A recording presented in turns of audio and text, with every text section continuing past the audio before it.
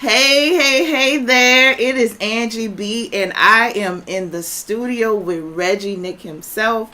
Y'all, I am so excited about this interview, not just because it's Reggie Nic, the Grammy awarded, amazing, just what can I say about him? But it's my brother, y'all, and I've just been anticipating this interview, and it is finally happening today.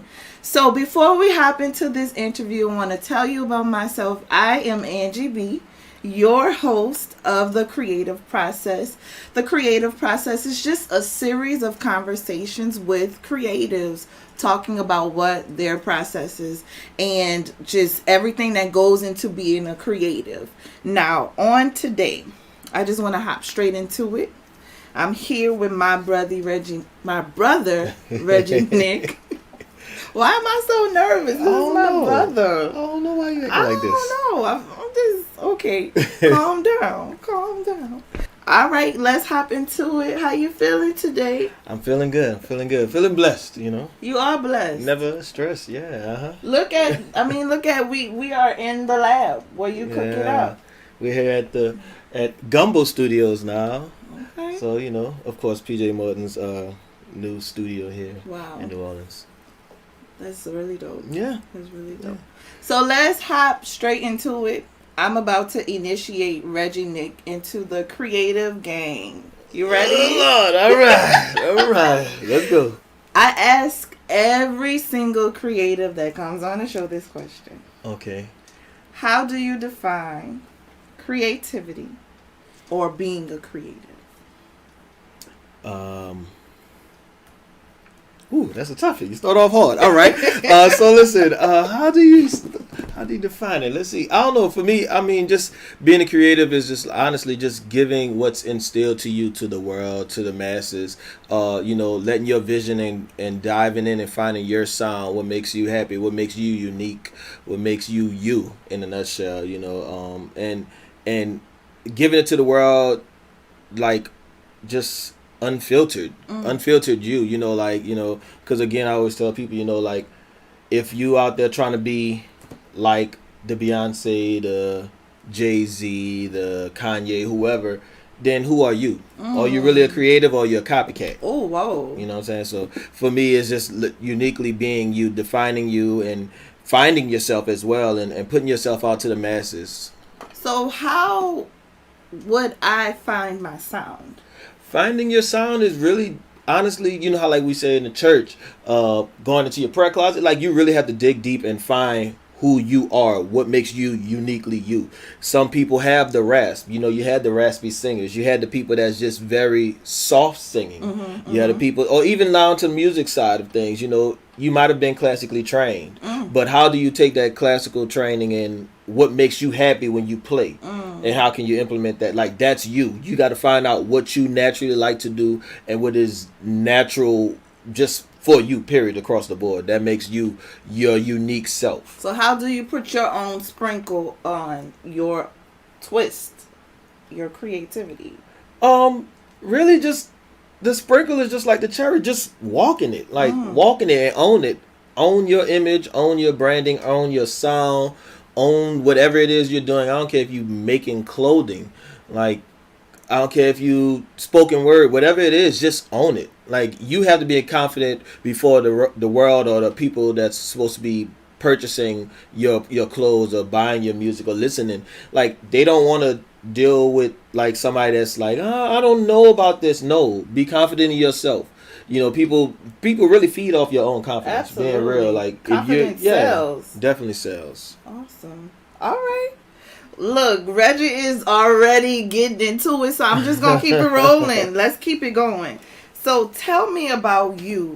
Who is Reggie Nic? I mean, you have many different accolades that we're gonna get into later. I'm so proud of you and everything you've accomplished, but we'll get into that later. Who is Reggie Nic? Who do you want? What do you want the people to know about you? Well, you know, I like to say that I'm just a nobody trying to tell everybody about somebody who can say it. You know, crazy. No, but man, for real, no, I'm just me. Like I've learned throughout the years. Again, like we were just talking about, I have to be me.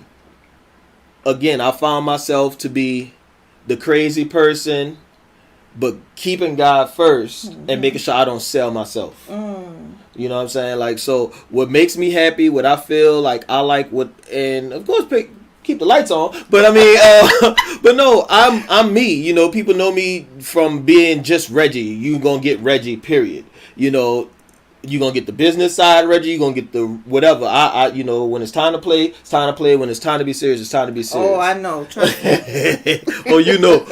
But yeah, you gonna get Reggie. You gonna get Reggie. Gonna be 11 o'clock at night, 10 o'clock at night. You gonna get Reggie saying good morning. Yes, at all times of day. You know, and why you say good morning? Because it's morning somewhere. I just feel like saying good morning. Because it's bright. Like I might be just seeing you. You might be my 5th session of the day.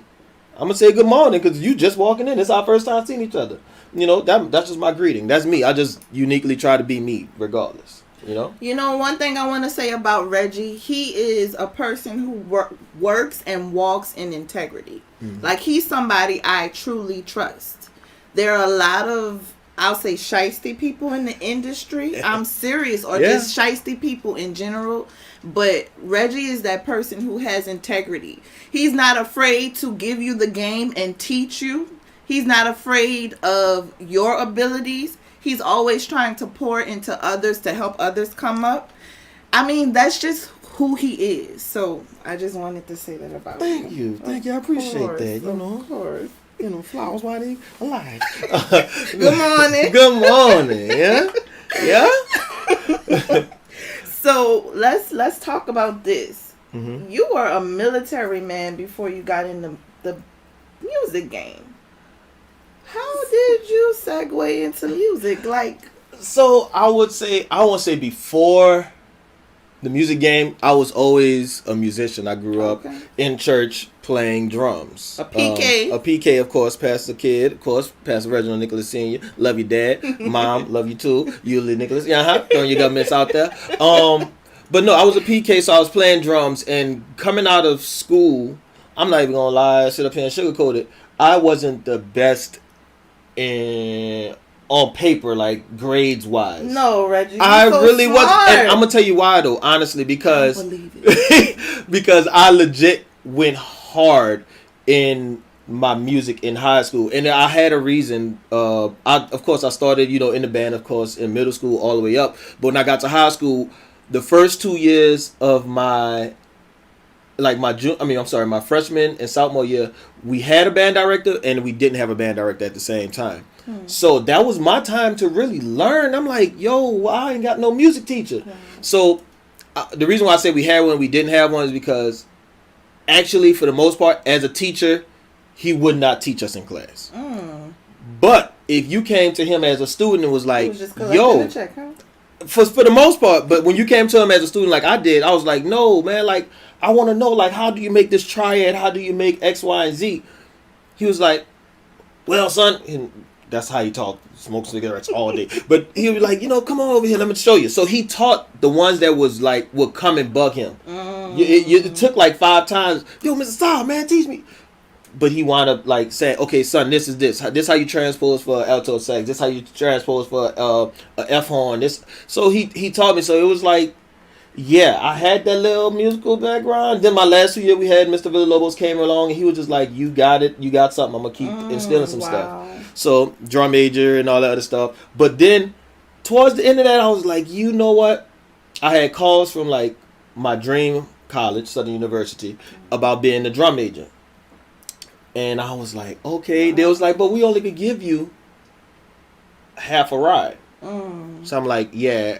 It's not going to work for me. Not going to work. So I was like, yeah, they talking about this military National Guard stuff. I try to work. I talked to the National Guard people, talked to them, to I think it was Doc at the time. Yeah, it was definitely Doc at the time. And was just like, how can this work out? They was like, oh yeah, you can do that. We can work it out, da-da-da-da. I was like, cool. So I go to military, Army National Guard, and then still be able to go to college, and y'all gonna pay for everything? Wow. I'm doing it. Didn't happen like that at all. Really? Did not happen. But what it did was it woke me up to realize that I knew what my career was. I mean, what I wanted my career to be, and what I wanted to do in life with music and stuff. So I was like, you know what? Military, I'm going to make you into my fallback plan. I use, and that was, I tell a lot of people that nowadays as well. Like, yo, always have a fallback plan. Always have another option. I have the military. I was certified in repairing computers. I have a music theory like stuff. I have like different certifications and stuff. So always have a fallback plan. So that's how I got into the military and made a lot of connections.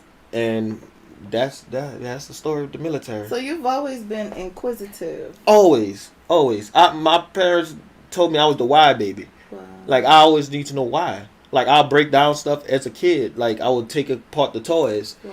I need to know why this worked. Why this happened like this. If I press this button on this remote, why this go that way? That was me. I would tear down everything and put it right back together. Wow. Ready. And that's what I want people to know, too. You're very tech savvy. Like, super tech savvy. Like, too tech savvy. If you need to know... Reggie probably knows like what's coming out next week for the newest camera or a new app to show you how to save money, or like Reggie is just that person. So I told your business a little bit. Get your savings up. Get your savings up. Yes. So, okay, you've always been in music, but when did you fall in love with music? I fell in love with music at a very young age. There was this pastor. I don't say was, he's still alive. Pastor Hayden, Woodrow Hayden. Okay. Between him and Dolores Jackson, who gave me piano lessons at a young age, they were like some of the people that helped me to really like start getting music and understanding why I loved it so much. Like, he would always call me around to Bet Not Laugh sing with him. And he was like the first person, honestly, out of all the people, he was the first person to sit me down. Like, I remember very vividly, we was driving in his Dynasty car. That's before your time. His Dynasty car. And we was going to go pick up his clothes from the cleaners. It was my dad's best friend. And he said, sing all of these parts off of this song. I'm like, parts? He like, sing the alto part, sing the tenor part, sing the soprano part. And he broke it down to me and helped me understand that. Wow. And I was like, oh my God, that makes so much sense. I love this. So ever since then, I was just like, and I'm talking about this was a young age, like 8, 9 maybe. Yeah, it was very young. And with him, Sister Jackson, like showing me pianos, like because I would be picking out stuff like, I heard this melody somewhere, and she like now let's make this make sense. So yeah, I found out at a young age. Decide that I'm on now. It made more sense to me once I got to college. Honestly, truthfully, I tell people all the time, like, my story with that is I got pushed into doing this stuff, but I always wanted to do it. And I realized that because the people that knew me, like we did gigs together and stuff, played different events, they knew that I wasn't just a person that's just playing drums. I'm listening to playing drums or playing keys, and I'm listening to everything that's going on. Yes. And I'm like, oh, this balance, this tone ain't whatever. So I got that at at the college level, and most of my homies, like college, they was like, you know how to record. You know how to, man, you doing this. No. I'm talking about they started investing, like just started getting stuff or just buying their own and set up and like, man, come on. I mean, I remember cutting on them, dragging me out my dorm room, into their dorm room, like, nah, bro, we about to record. We about to do this. And I was like, man, my love for it just kept growing. Like, you know, they lit that fire. I'm just sitting here in awe because, like, I know Reggie. I used to be his assistant before he fired me. I did not fire her. Let's get that clear. Allegedly. She's not fired. No, I'm always on team Reggie Nic. Yeah. Okay, Nick of Time. Hear me, gang. Come on. But I've worked with him on musical productions. Yes. Like, so many different things we'll talk about later, but I'm sitting back in awe because it's like I always looked at him as like musical greatness, but I didn't realize how God really transpired and put people in his life along his path to really culminate the person that you are today. So Like, that's say, so culminate. cool. Come on, girl. Culminate. You a gumbo, man. You a whole gumbo over here. No, man. No, I'm definitely like super proud of you. I know I'm probably gonna say that enough. Thank You know, I know you dealt with me hollering at you a couple of times. I'm You know, but like, you know, just seeing you doing your thing, man, from the creative all the way down to like just when I saw you doing your stuff at Essence and doing all, I'm like, man, look at my sister in this joint here. People don't know, like, I really got my start in the industry and in production with you. Like, you gave me that chance. I used to go to the studio and I just watch Reggie. I just be quiet. I'll clean up here or just be in the room or be in the midst. And then Reggie would start, you know, telling me how to do this and that. That's why I have to say I know him. I know that he's a man of integrity. Am I on a law commercial? The man of integrity wants to be entered. Nah, but you wanted it though. See, like that's a big thing for me. You wanted it though. When I saw that you had that hunger for it, like you was really hungry. I was like, yo, you want it. Whatever I could do to assist you to get to wherever you trying to get, I'm there. Yeah. You can count on me. I don't care. You know, if I'm losing sleep, I'll do it half eyes open or something, whatever. But nah, you put your work in too. Thank you. Yeah, I did. So you are a part of my creative process. Oh, you know that. No, but Reggie, you the man. You the man, and you helped me become who I am today. I appreciate your mother. That's what they call me on tour. On tour, yeah, on tour. When we took out on tour, oh mother, God, we're gonna talk Angie. about that soon. But okay, so for the folks who don't know, because Reggie is a man who wears many hats, right? He's a producer and an engineer. Also a music director. And we're going to talk about that too soon. But what is the difference between a music director, well, an engineer and a producer? Those roles back in the day were like definitely really solidified. In today's time, they kind of almost cross paths in a sense, sometimes to a certain degree. But music producer, just of course, it's kind of like the creative brain or boss behind the direction of the music, the feeling of the music, the soundscape of the music. An engineer, straight alone, is in charge of what used to be 100% just like recording engineer. All you do is just engineer, which is press record, turn mic levels up, set up mics, and all this other stuff. Nowadays, a lot of the engineers are turning into producers. That's why you see a lot of engineers sometimes getting production credit. Because you see engineers make like a lot. What people don't realize is that we really make the sound of the record. Like, because if that bass guitar didn't sound like that, or that person's vocal sounded too muddy, would you still like the record? Would you still love the record? Like my shirt say, but who made you sound like that? That's what that stands for. It says small. But who made you sound like that? You know what I'm saying? To me, that's like we get it. We get it all the time. We get the drum kits, or we get the mix jobs, and we get, let's say, drums, for example, and they might not have mic'd it right because they did it at home and they did it whatever, or the sound don't fit the soundscape of the song itself. We have to take it and replace it and make it sound. Make it sound cohesive to the record. Make it feel cohesive. Make it sound like it should sound. In other words, vocalist. We have to sometimes make sure that your vocal is on pitch, because you might have missed this one little note that could really make the whole song go in a different direction. May have gone a little flat. Yeah, like maybe the song don't need close feeling strings. It might need something big. So now I got to find a way to make this string section sound really big and sound like an orchestra. And it might have been two string players. Wow. So we get into soundscaping really a lot and making the record.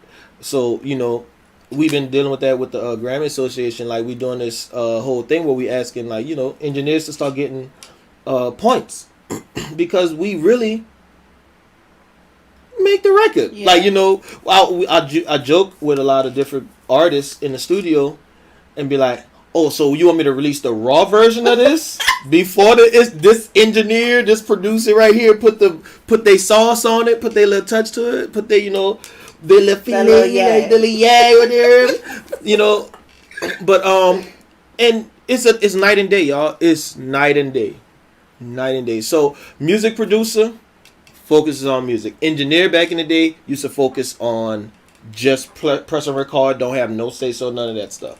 Now we really changed the game. Wow. Wow. I feel like I have a better understanding too, because I feel like in the past I've confused the two and have felt like or defined it as the same role. So yeah, a lot of people do. A lot of people get music producer, vocal producer, engineer, mixing engineer. Different. They get mixing and mastering confused a lot. Yeah. It's so many different roles. And then now that we have the title of super producer. Producer, yeah. So super producer is basically someone that's doing everything themselves. So like I've played the role of super producer a lot. Mm-hmm. Like when you deal with, for example, I use Brandon Terrell. Okay. Brandon Terrell. Well, there's so many artists people. That you've worked with. Yeah, artists that I work with. I don't want to just. There's so many y'all. It's not personal. Y'all. He's worked with a lot of you. Yeah, well, I'm gonna put all of y'all on the screen somewhere. I don't know how, but no. So super producer, you're producing the track. You're producing the vocalist. You don't necessarily have to write, but now you're also recording it. Ooh. You're also mixing it. You know what I'm saying? Like you change the structure, so you're doing it all cohesive, or all together at one time. Like so, you go under the title of super producer. Wow. Yeah. So with that being said, are there any producers, engineers, or super producers that you look up to in the industry? That I look Big up to. Question. Funny but true, very very true story. The person that I really looked up to the most once I found out about this guy is my boss now. Yeah, like I felt like I was drawn to PJ's music. Like when I first met him, I was like, God dog, this man good. Yeah. This boy good. And then I started like really listening, and I started getting, because of course the music side of me listened to the music first. Then I started listening to the lyrical content. And it was like, ooh, he talking about something. Then it turned into, let me go see his story. Because, people love a good story. Yes. So, because I heard him talk about different things about being the son of a preacher man. I'm like, what? And I'm like, wait, that's Paul Morton's son? Yeah. I put it together. I'm like, and I started listening to the story, watching the story and stuff. I was like, oh my God. I like this dude. This dude really got it. Like, he really, really got it. And come to find out, years later, I'm working for him. Wow. That's crazy. Shout out to Pastor D and Bishop, my bosses. You heard me? Y'all raised to go. Nice. I love it. What's your favorite genre of music and why? My favorite genre is not a genre. My favorite genre of music is whatever Reggie like. Reggie. Really? Like, because I can't just limit it to one thing. Honestly, it's just like whatever feels good and whatever speaks to me at the time. Whether it's love, R&B stuff, whether it's some contemporary gospel, good old churchy gospel. Y'all know me. He does. Yeah, I love some dirty, get some dirty old gospel. And clap. And I like lyricists. I like rap artists. I like personally, my favorites are the ones that do wordplay. So it's like I have different modes, different vibes that I like to be in, but I can't say that I have one specific one. My top two would be more of gospel and R&B. Gospel and R&B, just that's they like a strong tie. Why? Because good R&B and gospel, although they might not say the same exact verbiage, majority of the time the message is the same. A lot of times when you think about a lot of love songs, that love song could be sung to Jesus. Absolutely. Your message, your heart to Jesus. Absolutely. And vice versa. You think about some church songs that could be talking to your boy or your girl. You know? So, but I like messages in songs, honestly. I like messages in songs, and then I love for music to feel good. It's got to feel good for me, you know. I like the stuff that challenge me and make me think, like, what in the devil was that? How did they do that on the music side for things? But, like, you know, those records are nice. They records, they hits, but they not classics. Speaking of hits, when it comes to recording, what do you believe is the key element to creating a song that will chart? Key element or elements? Chart, just for charting and Billboard type stuff. Usually, if you're just going for the chart, which that's never really a goal for me. I just, you know, I want classic stuff, timeless. Okay. I would say just do what's current. Trying to stay in the vein of what's current. How can you implement you into what's current? Drake is a great example of it. If you look at Drake's discography, like how his catalog, and look at every time he dropped a song and the song was like number one on the billboards or on the charts, and look at what was going on in the world. Like right now, we know we're dealing with the situation with COVID and whatever, and everybody's locked inside. So the biggest thing was for him was everybody's TikToking. I need a dance record, something that people can dance to that feel good, whatever, and I could come up with a little dance to the sky, to the moon. He gone. Just because he kept the element and understanding what it is. Like, you know, and a lot of people trying to do the whole the time right now, the BLM songs, they're great. But would you consider that to be a timeless song, a classic? There are a few of them that made it. That was before their time. Like one that we don't even realize that we sing a lot, for example, is and I'm gonna get back on subject. But Marvin Gaye, what's going on? You know, he was really talking about that stuff that was going on in the world at that time. Yeah. But the way he lyrically put a lot of that stuff is felt like more personal, you know, to our sisters and our brothers, like each other, like, you know, what's going on.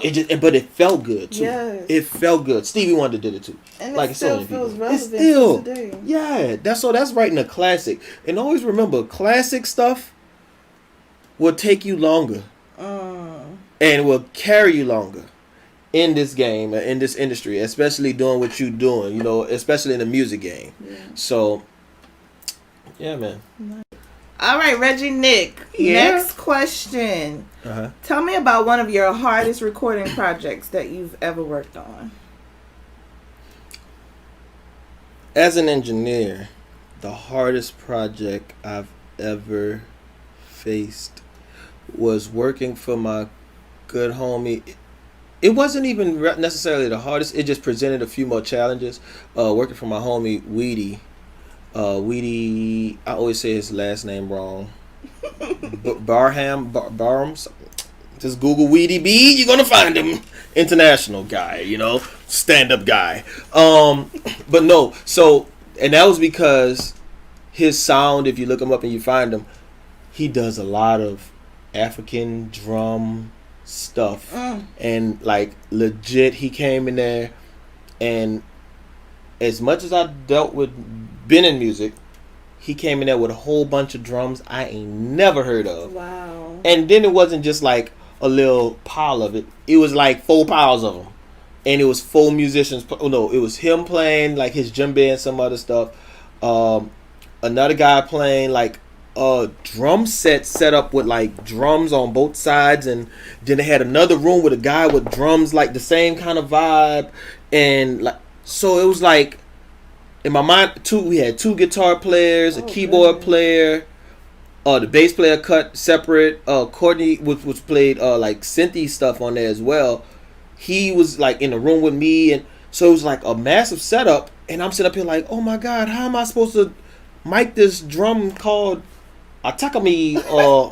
Sounds like a musical maze. Stomora, yeah. Oh my, listen, but when I sat on, I thought about it, listened, and looked through. It wound up being a really fun session. Really? They were overly pleased with the drum the drums and the recording and all that stuff.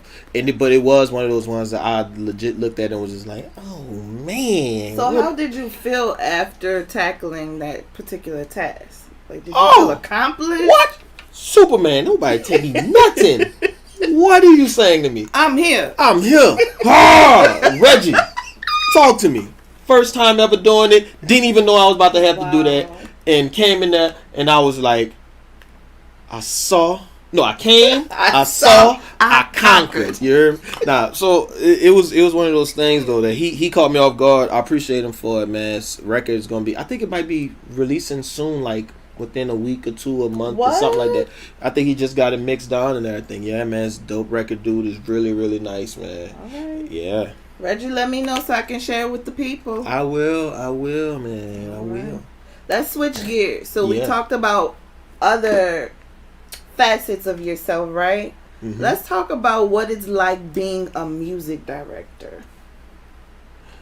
You got the big eyes. Why did Listen, being a music director sometimes can be a challenge. Okay. Because it's just like kind of like the music production stuff. Like when you get into having musicians, you also get into having different personalities.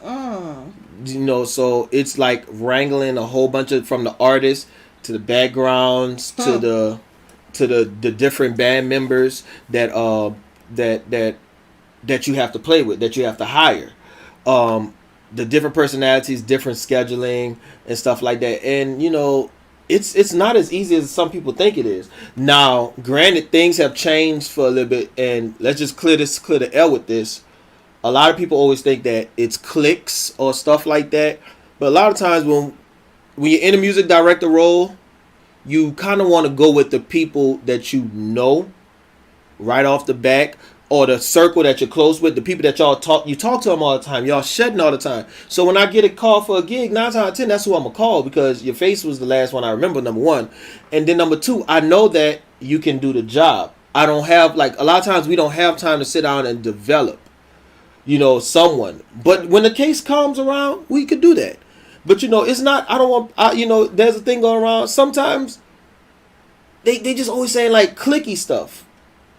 Some situations is clicky, but when it comes to a lot of this music directing stuff, man, we got to go with like what we know, because at the end of the day, our name is on the line. That's what I was about to say. It's your name. It's my name on the line. It's your representation. Yeah. Or your reputation. Your name is all you got. So I if you bring in somebody you don't know and you don't know if they have integrity or not, that makes you look bad. Yeah. So then you may not get a call. Yeah. Then I'm not gonna get the call because you was late or because you came in and that didn't know your music.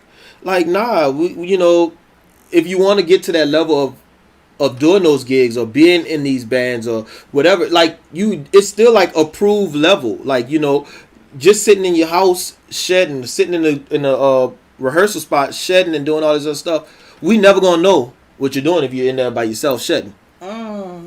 So be seen. You have to be seen. My homie Milk always said, man, just put your face in the place. Like put your face in the place. I'm gonna take that with me. Told me that years ago when we was playing on Bourbon Street. Like, man, just put your face in the place. You talking about you want gigs? Put your face in the place. You ain't got to work hard. You just got to be there. Like, Milk, you know you're a wise dingbat. You know that? You're a wise, crazy person. But no, and it makes sense. Like, you got to put your face in the place. Because, again, most people call who they saw last or who they can remember. Like, you got to be a part of their memory. If I can't remember you, if I don't even know you, how am I call you? So it's not a click. I want people to stop really saying clicks. You know, it's not clicks. They just know what they're going to get out that person. And also, if you want to be included in things, know your craft. Like, know it. Please know it. Shed. Please shed and know Practice. Yes. Yes, please. Because we don't want to, I mean, no. Just know. No. Just know. Just know. Please. I'm sorry. I'm just being real. So I think this segues perfectly into what I'm about to talk about. So I feel that Reggie, he got me a gig being a tour manager. Me, a tour manager, when he pulled me on that gig with Grace Weber. Shout out to Grace. Oh, my G Grace. Miss you. Literally my G Grace. I got it. All right. I'm sorry. Get Dad joke. All right. Dad bad. Love you, Grace, though, man. But he pulled me on as a tour manager, and at first I was like, me? Can I do this? Am I capable of this? But obviously Reggie knows. We've worked together. I was his assistant on many different projects. So he saw it in me. And it was that hustle and that drive and that willingness to learn. I'm always talking about being a lifelong learner and going after it and finding the answers and paving your way. And yes, I used to be on the scene a lot. My face was in the place in many different places. If Reggie needed me for a project or anything, I would come through. I've paid my dues. I've worked on different projects, paid or not. He's brought me on to award shows and like Reggie, yeah. So what was your role on tour? Tell people about what your role was on tour with Grace Weber. So on tour with Miss Weber, I came on just as the Pro Tools guy, the engineer originally, and then I actually wound up taking on a few more hats during a few more tours and stuff. Yeah. I actually wound up kind of like being a little bit of production, a little bit of tour managing after Angie wasn't able to go with us.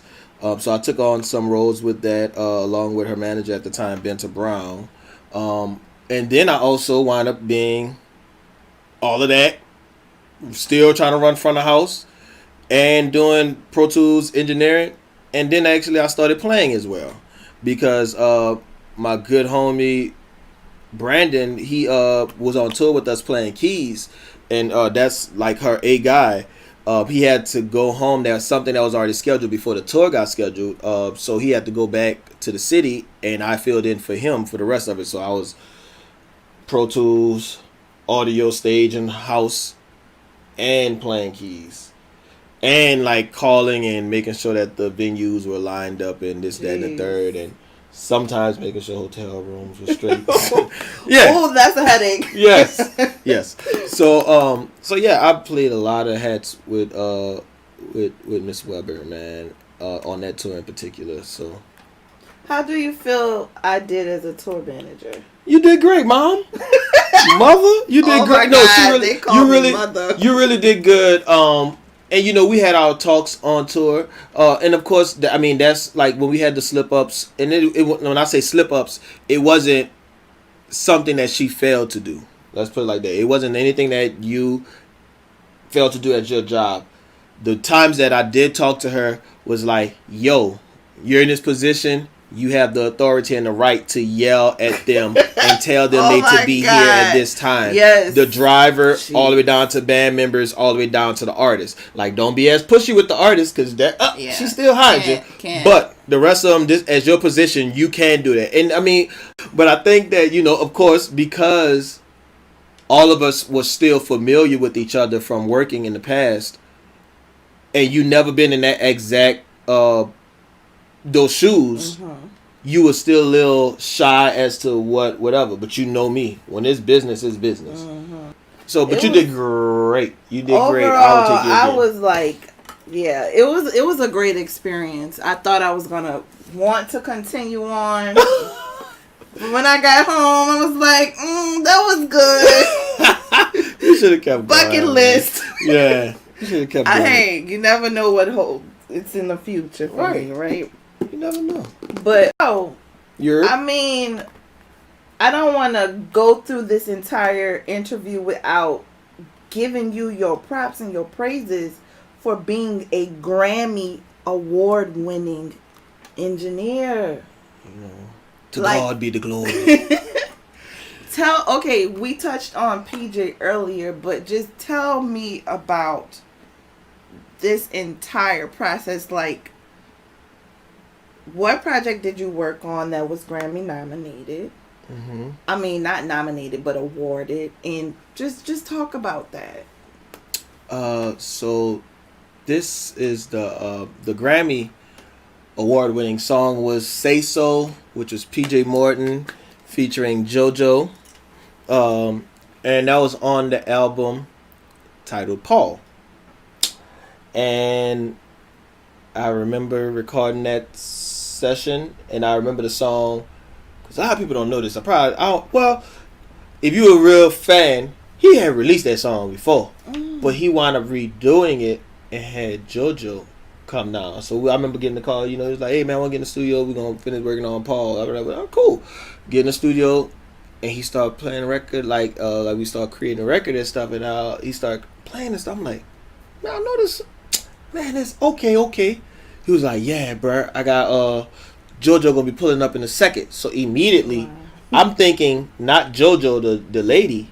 I'm thinking about JoJo Martin, Josiah Martin, because JoJo used to sing background for him. So I'm like, "Oh, JoJo coming in town? Okay, what are you doing?" He's like, "Oh no, JoJo, Lil JoJo." Like I can't think of her song right now. The one that when she was younger. I'm like, "JoJo." Boy, what? He was like, "Yeah, she coming in. I'm gonna have her do the song." I'm like, boy. So we started recording, started doing something. I'm like, oh my Lord, this about to be something. Like they ain't gonna be ready for this. They not ready for this. And she killed it. They killed it together. Great working with both of them. Yes. But yeah, we were nominated, and he told me, like when I saw the consideration and stuff, the album went up for album of the year. Say So went up for R&B Song of the Year, and it was another nomination that we had, Grammy nom. But it was a tough category, yo. It was really a tough category, and I was like, man, listen, prayers going up, because every category was tough. I mean, we was going against like Bruno Mars and I think it was Drake and some. I'm like, Lord, if it's meant to be, let it be. You know what I'm saying? Like, let your will be done. I just pray that we do get it. Yeah. And like, what's crazy is when I got the call, well, not the call, I got a text, a congratulatory DM. Wow. It was from chick Asia or something. I think her name was Asia. And she just like, I'm in another session. A whole nother matter of fact, I was in a session with my bro Sean Keys. Smooth, my good bro. Shout out. Another artist, and all of his tons of artists, Stellar Award-winning producer, been on the billboards lately like crazy, man. Sean Smooth Keys. Congrats, love you, bro. You heard me? Yeah, congrats, bro. But I was in a session with him, I think it was, and I wasn't really paying attention to TV and nothing like that. And I'm up in my phone, zip, zip, zip, zip. I'm like, what's going on? Like, trying to still do my job, looking. She said, congratulations. I'm like, congratulations on what? She's like, you ain't heard? Like, heard what? Like, what y'all playing? Like, I'm kind of like totally oblivious, forgetting about the awards show being on. Wow. And she's like, oh, my bad. Yo, bad for what? This is me. Like, I'm like, what you talking about? Like, now my nerves bad. You can't start talking about it and then just like back out. Like, what you talking about? Congratulations for what? So I'm like, you playing games or something? Somebody playing some kind of joke on me or something? They supposed to send a picture, then whatever. So I'm like, then she was like, oh, I was reading all over Twitter and stuff, and they saying that PJ Morton that for Say So won R&B Song of the Year. Wow. I say, huh? Hold up, y'all. And look at me, I'm deep in my phone. Wow. What? I'm going crazy in the studio. I'm like, all right, hold on, focus. Let me finish this session. We only got like 45 minutes left, But to hear that, I was like, oh yeah, bro. That felt really good. I mean, it's like it's one of the highest things you can get in the music game. Yes. So it's like to be honored and say that something that you had a part of is respected by the masses.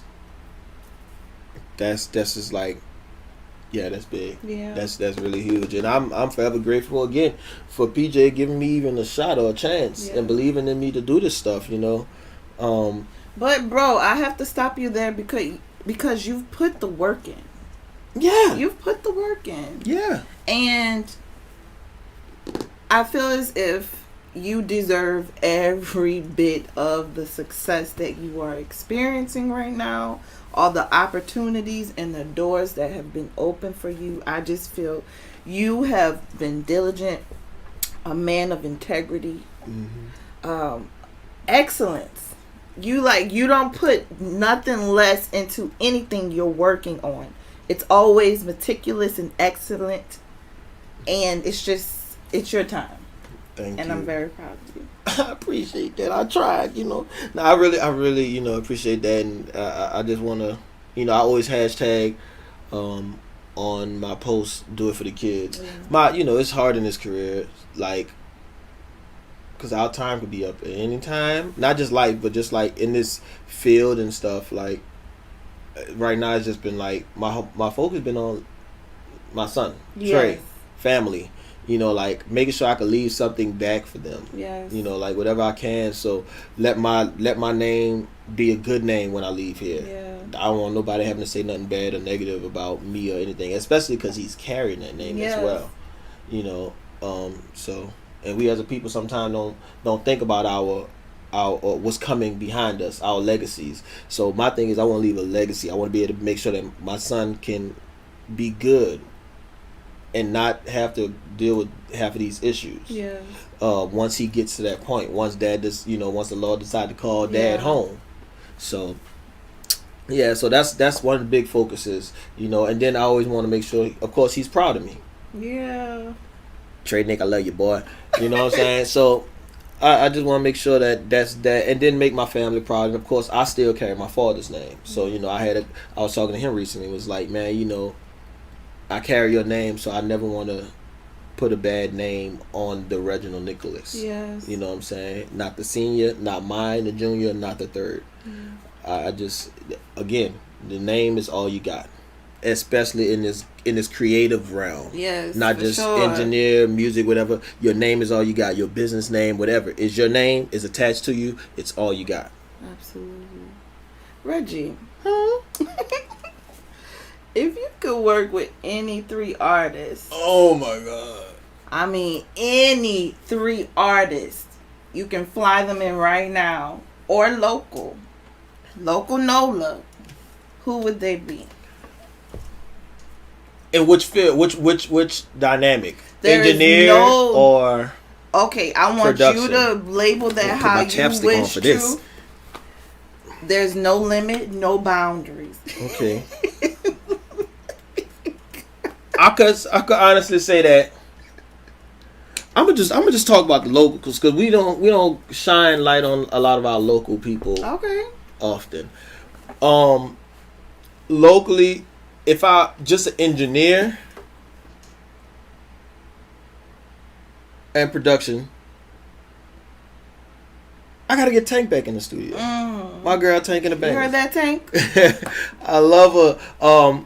Funny story, her first album, I was recording it, and this was when I was still really heavy into playing over the, because it definitely take care of the bills. But I had some touring stuff came up in the midst of us recording, and she had to finish somewhere else. Oh. To this day, I'm sorry, and we talk about it a lot. He's sorry. But I'm really sorry. So I definitely would love to get Tank and the Bangers back in here. I can't wait, which is crazy because I was thinking about Yahtzee. So Tank and the Bangers. Who's next? I'm staying local in this city right now. It's funny because I wanted to, but I still didn't get the full opportunity. But Jameson Ross. Oh. I love his creative jazz mind. Musician. He's jazz, but he's not don't just box jazz. him in. Don't box him in. Sorry, Jameson. Don't box him in. My brother can sing, he can play, he can produce. I really want to get him in the studio and like dig into his soundscapes and stuff like that. Yes, Jameson Ross. I mean, I'm scared to even produce or try to produce anything for that guy. Really? Yeah, man, that dude's a beast. Shoot, if I could get some people from way back, I'd be like Stevie Wonder, Marvin Gaye, Sly and the Family Stone. Why? Why is this old school? Because the feelings, the textures, the vibes, man. It's so big on. I'm so big on vibes, and honestly, it's hard to just put. I said just those two people from New Orleans, but it's like all of them. I want to produce or just play. That's in the city. I mean, produce. I'm sorry, or engineer. Like I said, I've touched so many projects, so many songs. This dude named Louis Major, he had a nice record, and he shocked the mess out of me the way he did it. He was like, man, I did this on my computer on the internet or something. I don't know. Sent it to me to get mixed and stuff. I was like, man, this is actually dope, my dude. Killing guy. What's my homegirl name from? That's how I met him. She's from New York. She flies down to come record. She's dope. God, dog, I can't think of her name right now. But it's just so many. I just always want my hands on music, especially because I just feel like in some way we can assist and help each other and get to that next level. So love y'all all. My number's still the same. I'm Reggie Nic on everything. Get at me. No, for real, man. So if someone wanted to book a session with you, yeah, how would they get in contact with you? Listen, I know you're not giving out your number to everybody. My number, I'm not even gonna lie to you. My number is public domain. My number is on my Instagram and on my Facebook and on my website. Having the same number since Grammy awarded engineer's number is public. Listen, but my number been public. I mean, I've been having the same number since before Katrina. So, but no, I mean, Reggie Nic. It's not Reggie Nic, not Reggie Niche. Reggie Nic, ReggieniC.com, or at Morton Records, or at gmail.com, or put the at in front of it and get on Instagram. Right. Put the at in front of it, go on Facebook, Twitter. I'm Reggie Nic on everything. Branding, I try to make it as simple as possible. If you want cash at me, it's Reggie Nic too. Was PayPal? No playing. Feed the kids. Right, do it for the kids. That's my hashtag on Instagram. Do it for the kid, man. Gotta do it for the kid. But no, I try to keep it real simple, and branding is everything. Again, your name is all you got. So Reggie Nic, everything. Anyway, if you Google Reggie Nic, you gonna find me. Nice. If you that sound a little cocky, huh? Google me. I think you're at a place where you can say that. No. I'm not trying to buck you up, brother, but just Reggie Nic, everything. No K, ReggieniC. You gonna find me. Yeah. 2 more questions. Did you listen to Brandy's latest album? Yep. Why is this me? I don't know, because it's a random one. I didn't know we was going there. I know. All right. What did you think about her vocals on, Brandy's Brandy, bro. Yes. What could you say? Brandy's Brandy. I mean, did it meet your expectations? Were you pleased when you heard it? How did you feel? What was your thought process listening to it from your aspect? Being a producer, an engineer, an MD. All right, so I'm going to say this. I'm going to be short, quick, and we're going to not make sure we're going to don't buy the tag granted. No, personally, I felt like my personal taste and needs, I did like a lot more of her older stuff than this one. A lot of people said that. Yeah. I appreciate the work, the body as a body of work. I love it. I appreciate it. But some of the other songs resonated with me more. Some of the other records and the production resonated with me more. On the mixing, engineering side of it, a couple of records I was just I could use a little bit more Brandy in the front instead of being buried. But again, it's creativeness. The creative space. That's what she wanted. That's what she wanted to go for. I'm all for it. But we all have our own thing. That's why I mix the way I mix. That's why Raj mixed the way he mixed. That's why Dave Pensado mixed the way Tony Maserati, John Blast. Yeah, that's why they mix the way that they mix. So it's a creative space. You have your own identity in your stuff. Yes, your thumbprint. So if that's what it was, that's what it was. That's what she wanted. That's what she wanted. Who am I to tell her, nope, that's wrong? No, it's your creative moment. Do your thing. To this day, what's the best album you've heard thus far? Not besides PJ, right? Uh-huh. What's an album that you feel was well mixed, well mastered? The engineer was on point. The producer was on point. Everything was just the vocals. Name at least one album. This when the Jeopardy music creeps in. Hey.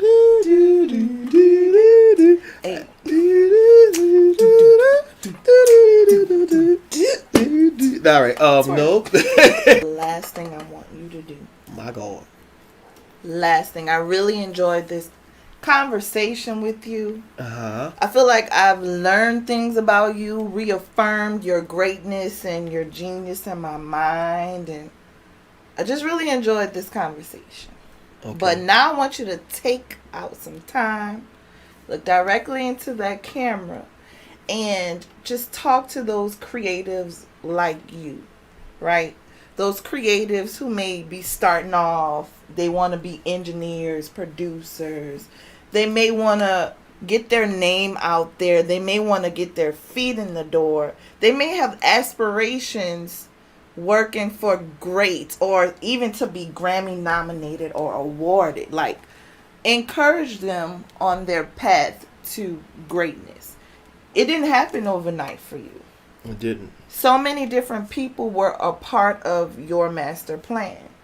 And the best is still yet to come for you. Like, I feel like you are just chipping away at the iceberg. This is not the end for you. So I want you to talk to them and encourage them while they're in their creative process or on their creative journey. What would I tell you, you creative you? Listen, I'm gonna get straight to the point. Honestly, think about what I said prior to this. Be you. Be you. Let the world accept you for you. Give the world genuine you. Don't sugarcoat it. Give them you. Don't stop. Sleep is important, but how people gonna know you by your work if you're not doing work? So keep that in mind. You have to grind. You do have to, and grind don't mean staying up to 7 o'clock in the morning to wake up at 10 o'clock again. Just misinterpreted. Grind means actually doing it and giving it your best. At least that's my definition. Give it your best and always develop, always study, always learn more. Like, don't ever think that you've reached the highest peak. Is always more to go. There's more things, more levels to this. You know, I talked to, I'm trying to think who it was. I can't think of the name right now. I talked to somebody and I was like, man, you just did such and such, man. You just did this, some high thing. Like, you just won a Grammy. They were like, yeah, guess it's time to go try to get some more. Like, because now your expectation is set high. Now whatever you got to be that or higher. So always level up. Study every day. If people know me, I get on a certain platform and I study, I learn, I stay in tune with what's coming up, what's new. I have a saying that I say, don't take it the wrong way, is never get caught with your pants down. Meaning, like, always find a solution. Never be some artist gonna walk in, creative's gonna try to ask you to do this. If you don't know how to, find out. I don't like getting caught with my pants down. Is one of my things. Like, I don't like to, I don't know, or no. Also, we have a tendency as creatives to focus on the problem when the solution is really going to change the whole situation. Find a solution.